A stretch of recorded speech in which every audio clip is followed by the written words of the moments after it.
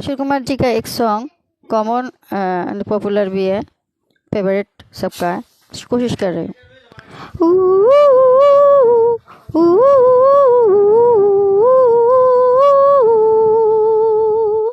दूर थे तू मेरे पास थे नहीं, होठों पे तेरे कभी प्यास थे नहीं।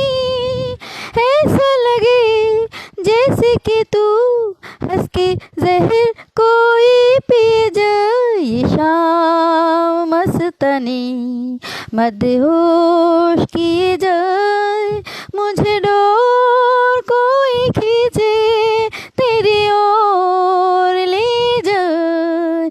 ये शाम मस्तानी मदहोश किए जाए, मुझे डोर कोई खींचे तेरी ओर ले जाए। आकाश কেন ডাকে মন ছুটি চায়, ময়ূর পাখি মেঘে হয়ে যায় ভেসে যায়। Thank you.